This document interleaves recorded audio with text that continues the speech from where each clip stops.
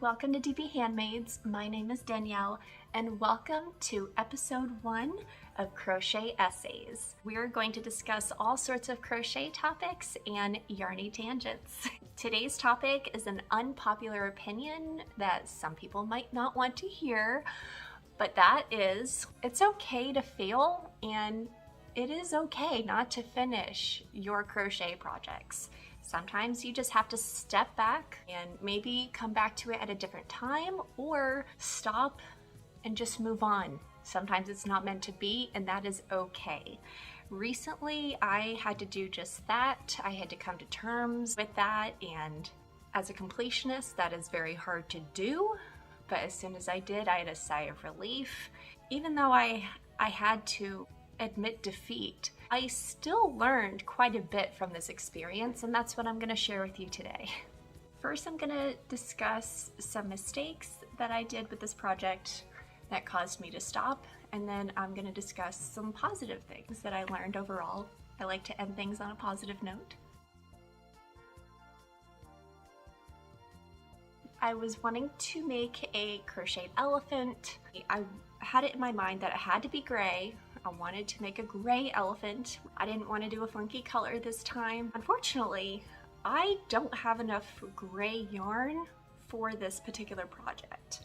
I have a lot of different shades of gray yarn, but not enough for this project. Unfortunately, this particular pattern did not say how much yarn I needed. I should have picked a color, even if it was pink. I have a lot of pink yarn, or a blue elephant, and I could have named it, you know, Dumbo Caught the Blues or something silly like that. But yeah, I needed to be more intentional with the yarn I was going to use. I wish I knew how much gray yarn I needed beforehand before spending so much time. This fingering weight yarn is really hard to see and count stitches. Yes, you can actually see the stitches, but they're so tiny. And I was getting a lot of headaches actually and eye strain this week trying to do this project, and my eyes are already just awesome in that regard. I ran into a lot of problems when it came to the ears. They're not even. The gray yarn, I couldn't really count how many rows as well as I could with the pink yarn. I love the pink yarn, by the way. It is so, now this you can see the stitches, but even then, it was really, really difficult. Again, if I really truly wanted this project to succeed, I should have just gone to Michael's and gotten that cotton creme yarn, because I know from past experience that it's a really forgiving yarn.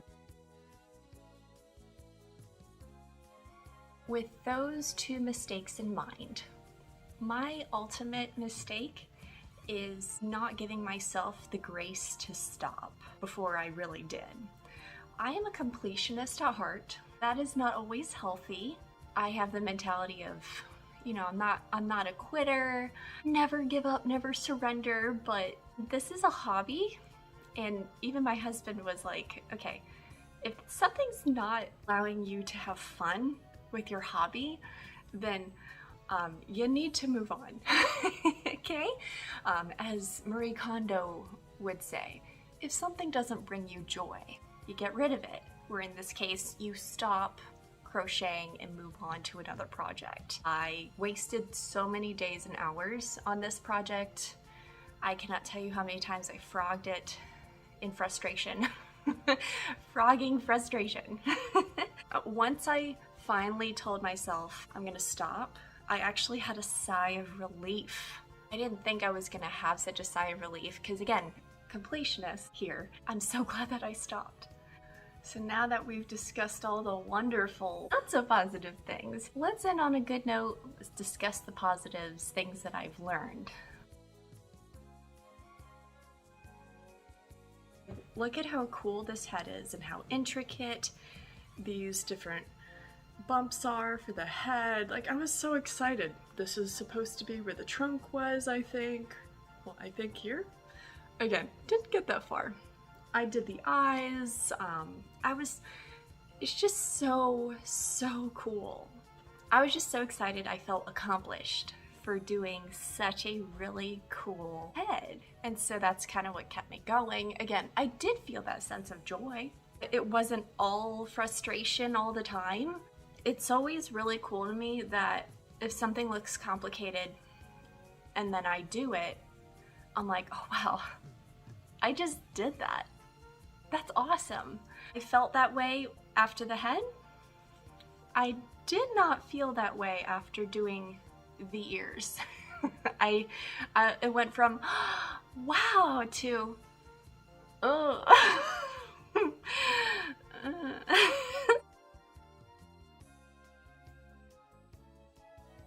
This pattern is actually in Portuguese. I do not speak or read in Portuguese, so obviously using helpful tools, well, helps. I actually did find a website, which I will link below, that made a table of crochet stitch abbreviations in Portuguese to English or English to Portuguese. Very helpful, very useful, and the reviews on this website for it were glowing from a lot of people who spoke Portuguese, because sometimes Google Translate isn't always the best. If you want to go ahead and do a Portuguese pattern, you can use the website linked below as a resource.